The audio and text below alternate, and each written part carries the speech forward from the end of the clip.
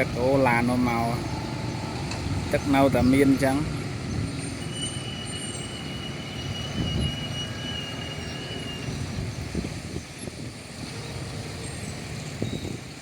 ការធៀបបងប្អូនពុកម៉ែបងប្អូនធ្វើដំណើរ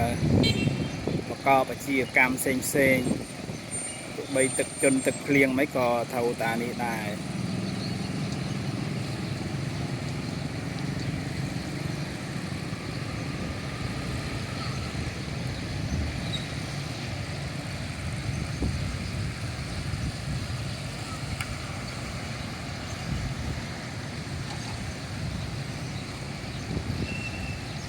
ខ្ញុំថតនេះគឺនៅក្បាលស្ពានកោះក្បាលស្ពានថ្មចិត្តធនាគារជាតិ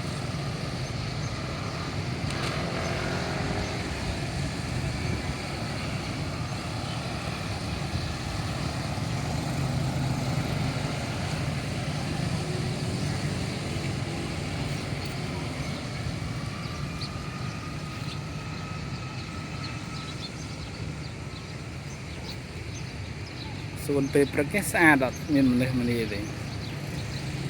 ឡើង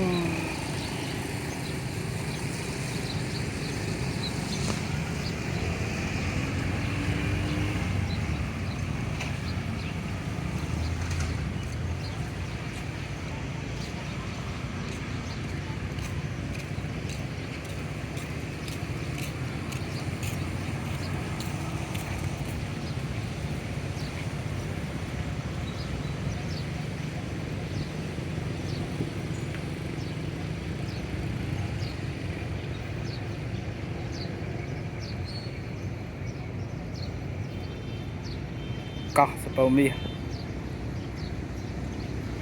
ទិដ្ឋភាពកោះសពៅមាសនាខែទឹកជន់ទឹកជំនន់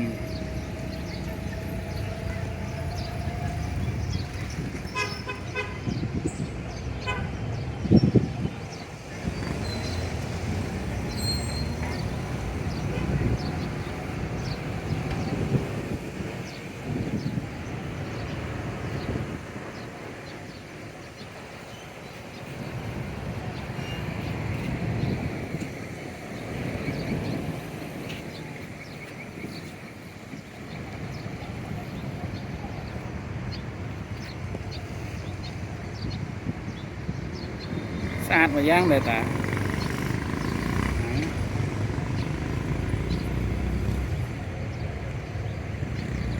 កោះសពៅមាសខែទឹកជន់ទឹកជំនន់បងប្អូនវីដេអូនេះដែរសូមគោរពផ្ញើជូនពុកម៉ែបងប្អូននៅតាមបណ្ដាខេត្តទស្សនាកំសាន្តថាខេត្តពោធិ៍សាត់ខែ11ហើយថ្ងៃ21ហើយនៅមានទឹកជន់នេះបងប្អូនរដូវប្រាំងណាខែប្រាំងណាចង់ថារដូវប្រាំងរដូវវស្សាឥឡូវលាឡំគ្នាហើយមិនអាចទុកចិត្តបានទេរដូវប្រាំងក៏អាចមានទឹកជន់ដែរបងប្អូនវីដេអូនឹងមានតែប៉ុណ្ណឹងសូមគោរពជម្រាបលាពុកម៉ែបងប្អូនតែប៉ុណ្ណេះទស្សនានៅវីដេអូបន្តទៀតបាទគោរពអរគុណ